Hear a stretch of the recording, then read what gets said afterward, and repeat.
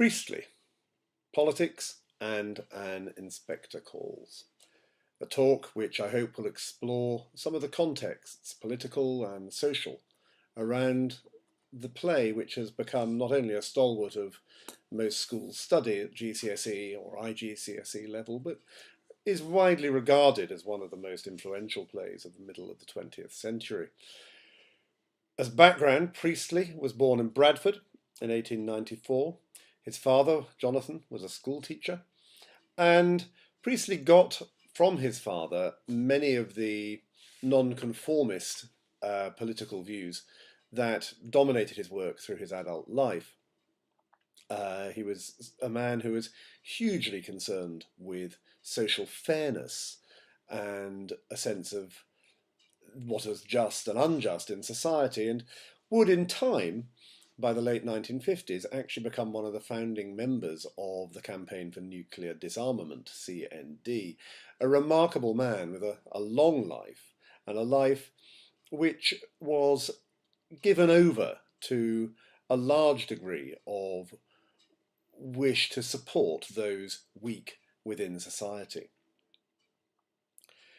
The play itself was premiered in 1945, soon after completion, in Leningrad, not in London as Priestley had wished, and this is due to the fact actually that there were no theatres available in London following the Blitz and the duration of the Second World War.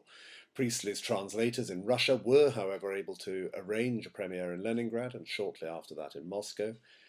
And the play then opened in London, not to great reviews, despite a strong cast led by Ralph Richardson and featuring also the young Alec Guinness, and was taken up throughout Europe, and interestingly after the war both East and West seemed to find much in the play to admire, and it was very popular in Germany, particularly during the late 40s and early 50s. It's a fascinating play, and it's a play in which Priestley develops many of the ideas that he'd been looking at earlier in his writing career to do with time, and also to do with the idea that there is always a possibility, a time of change, in which if one recognises the practicality, if one recognises the need for change, society could be influenced for the better. That said, it also bears hallmarks and features of the medieval mystery plays, and we'll discuss all this in due course. So, around the same time as writing the play, Priestley, in Bradford, looked back in 1946 at his time of growing up in a novel called Bright Day. This is a relatively fond reminiscence of the time. It's full of Edwardian plenty and prosperity for many, a sense of freedom and a sense of how it was to live before the horrors of the war. That said, it's not clear of the realities of life then. This was a very divided world, the Edwardian world, and Priestley, in a city like Bradford, with huge industry, particularly in the cotton industry in the city, was well aware of the social deprivation being suffered by many, in fact the majority, of those living in the city. And this is a theme which became vital to Priestley as his career went on. He is also very concerned with the concept of marriage. He'd written a play about marriage with three couples who, during the course of what is a comedy, find themselves not actually to be married, was premiered in 1937. But also to look at, and particularly in this play, the social status within marriage. The idea that the social blight, if you like, of inequality transferred itself into marriage, and in Inspector Calls we see that very clearly with the way that Arthur Burling is of a lower social status than his wife. He spends most of the play trying to make up to her in some way, trying to fit what she requires of him, whilst at the same time seeking to aggrandize himself because of his position of power within society. Now, that's one aspect of marriage that Priestley was interested in. The other is the aspect of male domination of women, and this is again something that he wrote about at length during his life. The idea that he could see the utter hypocrisy of the wealthy classes, the mill owners, the business captains, who, whilst going to church on a Sunday and being filled with all sorts of religious zeal perhaps at the time, on the Saturday night had probably been drinking heavily in the company of women that they treated with no respect whatsoever. And we see this in Act 2 of Inspector Calls, in the short Alderman Meggetty section of the play. Sybil Burling is shocked that Alderman Meggetty should be accused in such a way, yet it's very obvious, and particularly from Sheila, it's very obvious that everybody in the town knows that Meggetty is a man of appalling moral behaviour. Now, Priestley grew up in an educated and relatively prosperous home. He went to Cambridge, and the fact that he had seen much of society before he left for Cambridge had not at this stage crystallised into what would become his later writing. It took the great catastrophe of the First World War to do this. When war was declared in 1914, Priestley immediately volunteered. He entered the army as a private soldier. He left it, 1918, as an officer. You could argue, and people will say, that Priestley was not physically damaged by the war. He managed to survive the war.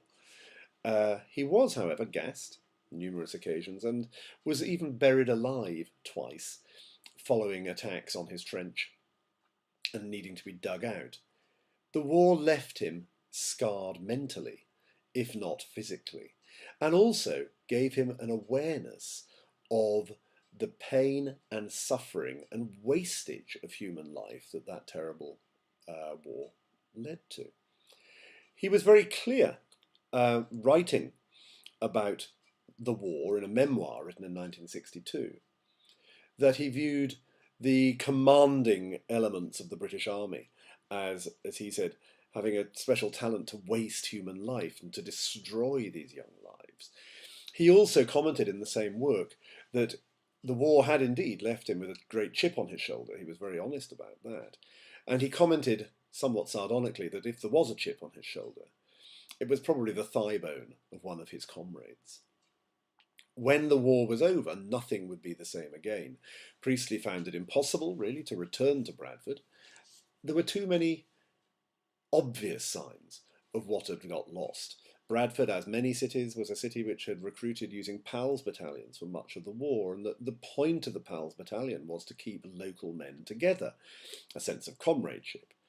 The result of this, of course, was entire swathes of any city, and particularly those cities in the industrial northwest, where whole streets, whole areas would suddenly have their young men removed.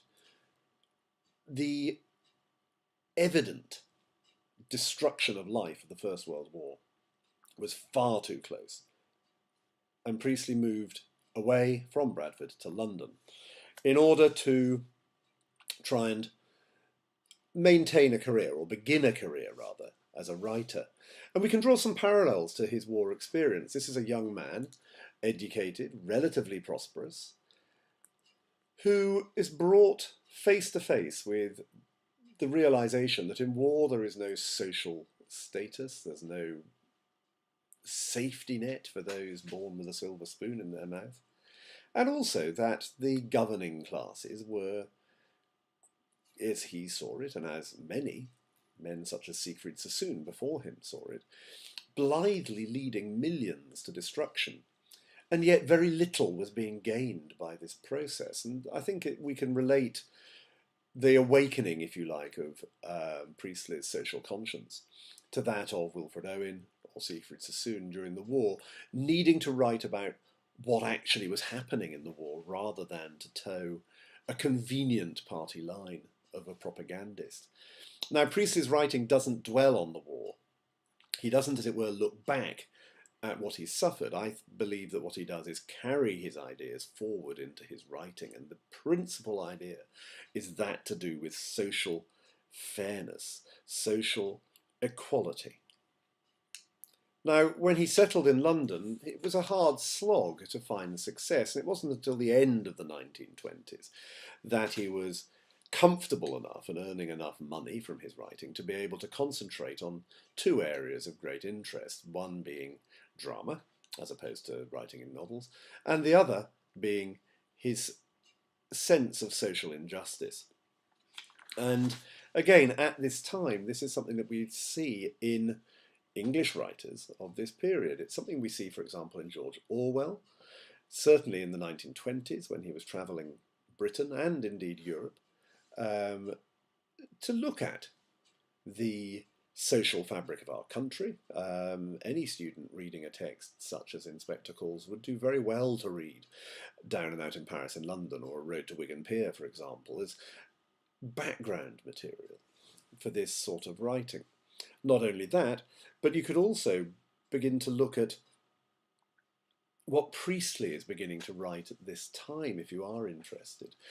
In early 1930s, 1932, he wrote a play called Roundabout. It's not a play that's often performed now, and is a social comedy, but what perhaps makes it interesting is that it's a social comedy in which a Marxist agitator arrives as a guest at a society house party, I suppose. And whilst it is unformed in the sense that it's not necessarily clear which side Priestley is taking in this debate, it's very clear that he does not view social discussion as something unsuitable for the theatre.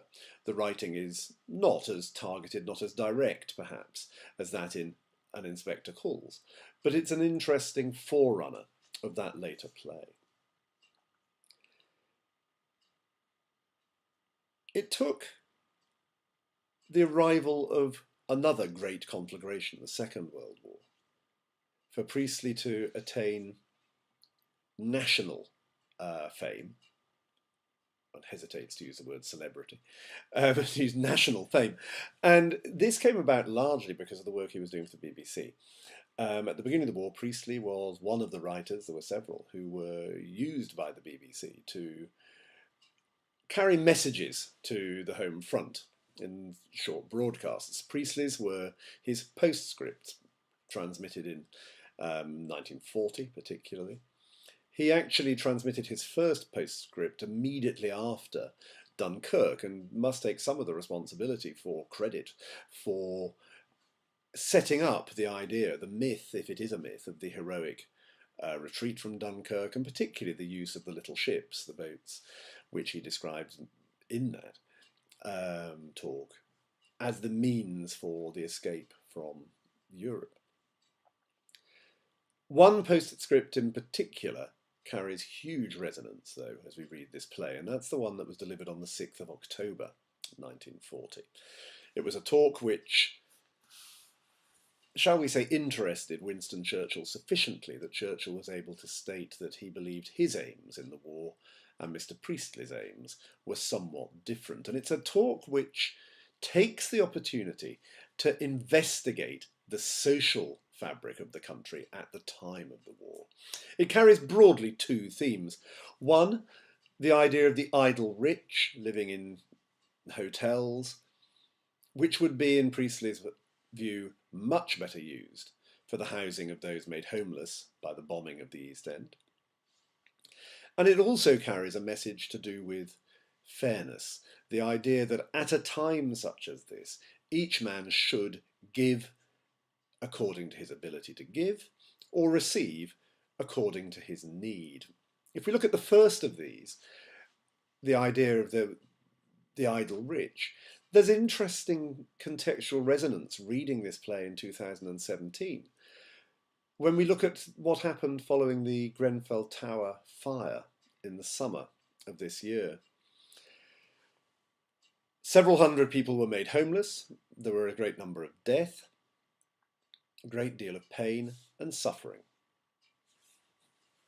In the aftermath, many politicians, particularly politicians of the left, were calling for the idle rich, the wealthy, the oligarchs, who owned large amounts of property in West London, maybe not living in them, maybe these are flats lying empty for most of the year. And the call was that these accommodation should be made available to those made homeless. There was talk of compulsory purchase by the government to make this happen. And I find it interesting that this parallel of, albeit a much smaller, test of blood, fire and anguish in the forms of the Grenfell Tower, to that of the war, was still calling for the same notion of social fairness. There were empty dwellings which could easily have been used as homes, and this did not happen on either occasion. The other strand, the idea of giving as one is able and receiving as one needs, is a really interesting idea as we read this play, because it links two seemingly unrelated ideas. The first is that it sounds like many a sermon that one might hear in a Christian church.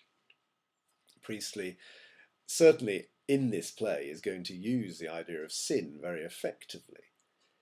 But it also is a paraphrase, if not a direct quotation, of Karl Marx, writing 40 or 50 years earlier and setting out a socialist credo, as he understood it, for a better world. Now, these ideas are timely at this point. Since the Russian Revolution, there has been a need for what became known as agitprop, in other words, positive identification of socialist and then communist ideals in art as a means to attracting the populace to communism. Communism as an ideal had flourished after the First World War. Millions of people across Europe were so horrified by the carnage wrought by a war that was in many ways a war of the wealthy landed classes, fought on their behalf by the poor, as it was seen. And communism became at times a very violent birth, an alternative way of life throughout Europe. Britain was spared perhaps the worst excesses of the violence. Certainly there was no great revolution in this country. It's not to say that there wasn't social upheaval and there weren't events like the General Strike. But the running battles that were seen on the streets of, say, Berlin were absent from London. But that's not to say that Priestley wasn't about to play his part. Now, Soviet propaganda, particularly, is a very interesting artistic context in which to view this play, and it's probably worth spending some time looking at Soviet posters of the era, usually embodying the spirit of the hard-working and indomitable proletariat. Soviet artists who were not just encouraged, but instructed how to write their music, their poetry, their books, so that it conformed to a communist ideal, on pain of deportation to Siberia, or worse, should they fail to do so. And we see that in composers, for example, like Shostakovich, having to change his writing and hone his writing so that works would fit in with what was required by a communist state. And Inspector Calls is altogether less confrontational than this. It's not a work of agitprop, and Priestley is able to write something which is, you could argue, quintessentially English. Now, I talked earlier about the idea of it sounding somewhat like a sermon, and I think this is quite deliberate. Rather than depicting the Burlings as a corrupt ruling class, Priestley does something very clever in this play. What we see is, on one level, a group of wealthy, or certainly comfortably off, people gathered for a party, and displaying each of them one or more of the 7 deadly sins, whether it be greed, lust, envy, pride. And we see an everyman figure, in terms of the inspector, who sets out to counter these sinners in order to save the souls, presumably of the audience. We are the people who will benefit from the instruction that this play gives us. And this format is the format of the medieval mystery play. This format is the format of a drama designed to encourage people to live their lives well. And Priestley adopts it here in a way that presents these ideas to the audience in a manner that they can understand, a manner of the Sunday sermon, not a threatening political diatribe, but an altogether more English event. And that's a phrase I'll use again because it does strike me as this. It's very clear in the opening stage directions of the play that Priestley did not intend the Burlings to be seen as members of any real aristocracy.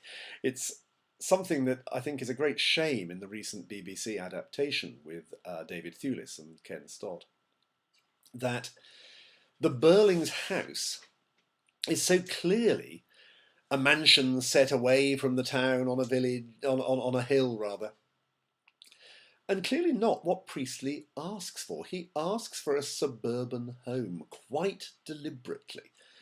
He's set the play also deliberately, and we'll talk about this in a moment, in 1912. And he's asked for a home that is recognisable for all those in the theatre. A suburban home. And it's a home in which the clothing, again, detailed. The gentlemen are wearing white tie, and the inspector, when he arrives, will be wearing a lounge suit. That difference is strong anyway. But I think one of the reasons for the suburban home that fascinates me, and particularly the suburban home in conjunction with the white tie, is that the clothing is out of place. It should seem arriviste. It should seem pretentious. If we set this play visually in a huge mansion, we lose that. We lose this idea that when we're sitting in the theatre, anybody sitting alongside us could be Mr. Burling. We ourselves can be Mr. Burling every time we perhaps dress up a little too much for an event because we want to show off a little. We can become Mr. Burling terribly easily. We can't become a member of the aristocracy, and the aristocracy are removed from us. And I say us here in 2017 as, ordinary members of society. But what Priestley does is enable an audience to feel guilt and shame at the same time as they recognise themselves in the characters on the stage. Now, this guilt and shame in 1945 was going to carry into the election that came immediately on the end of the war. In that election, Priestley himself stood as a candidate, and there seems little doubt that the play is part of his attempts, not necessarily organised attempts, but attempts to help the citizens of Britain discover a different path. Churchill had led a war government in which the conservative element had focused, one could argue, totally and only on winning the war at any cost, and left room for the more socially responsible, if you like, certainly ideologically driven left-wing parties, such as the Labour Party, to look at how society could be changed for the better following the end of the war. At the election in 1945, Churchill was removed. He was an old man. And the returning soldiers, it seems, certainly felt that they needed somebody in government who would in some way repay them for the sacrifices, the huge sacrifices that they had given. Each man paid according to his need. And the need, of course, produced two great social changes at that time in terms of a national health service and a national state education policy which enabled all children to receive a free education. It's interesting, this being England, that the great changes of that time, whilst they still exist today and are still part of our social fabric today, indeed some would argue a totally core foundation of our social fabric today, that the government of 45 was removed as quickly as 1951. and Churchill, the old man, was re-elected. Nothing changed in terms of those great social developments. It was obvious that the country needed this. But it seems that at that point in the 50s, England actually preferred to go back to what it knew. It's a very English idea that we'll make a change, then we'll go back to something comfortable, and we'll sit there. By that stage, Priestley had become a writer outdated. Like another playwright before him, Terence Rattigan, he'd become a man who was no longer seen as being at the cutting edge of drama. His well-made plays, his drawing room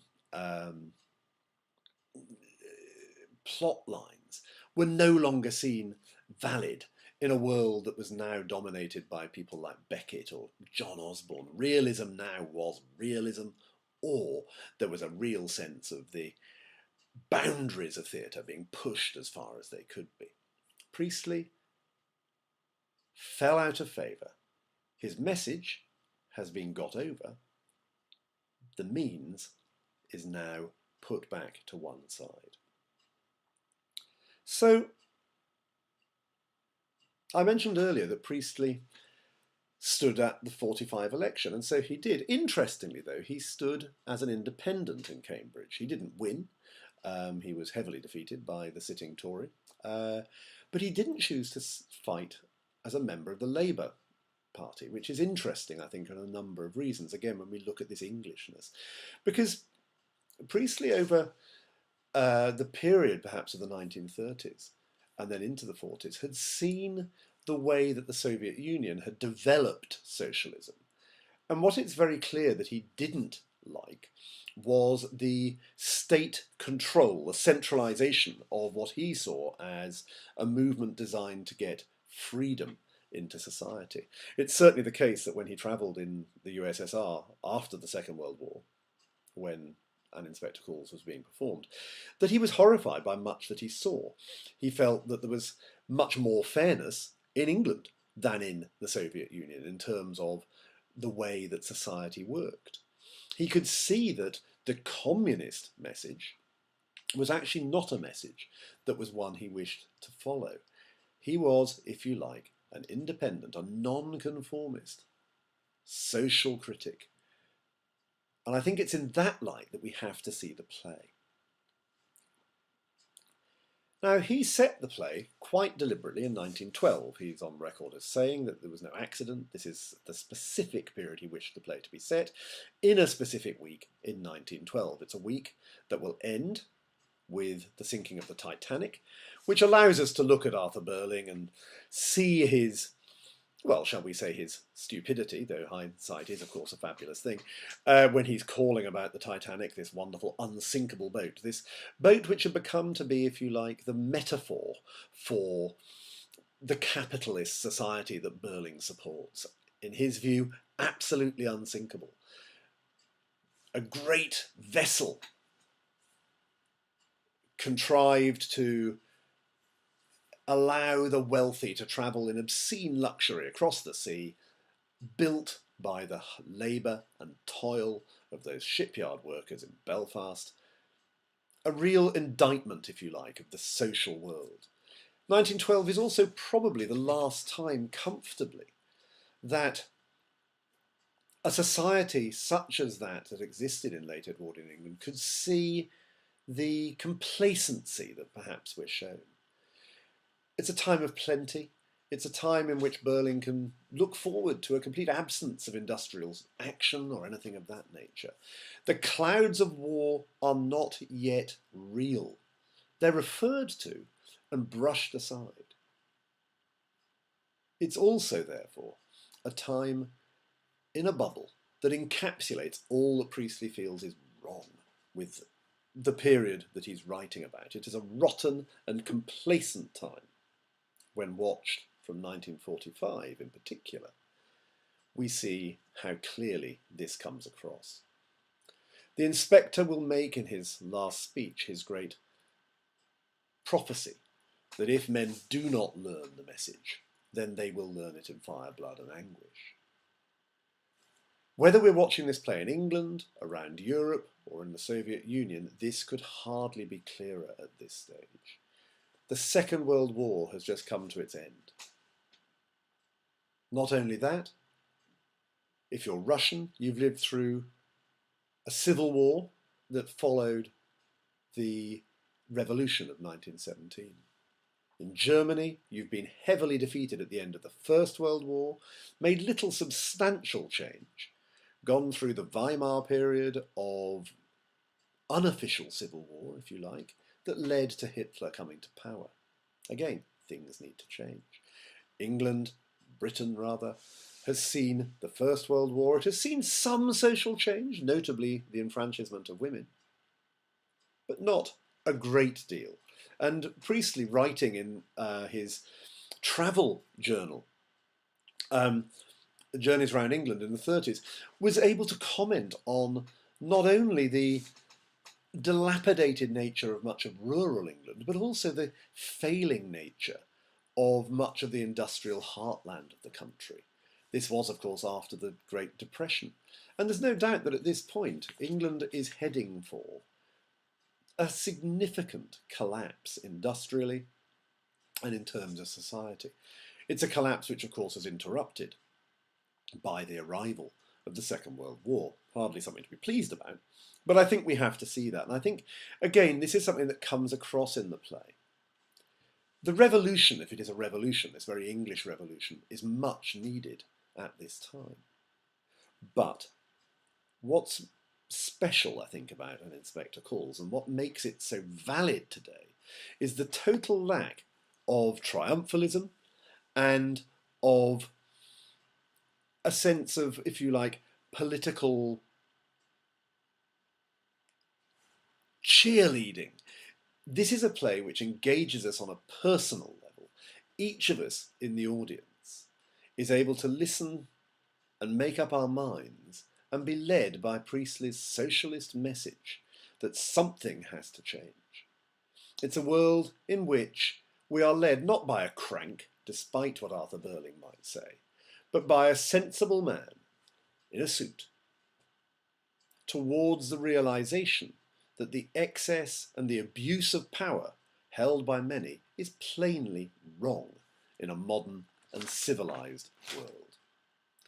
It is a wonderful play, it is an important play, and I hope that it is a play that you will get much out of as you read it as part of your course. Thank you for listening.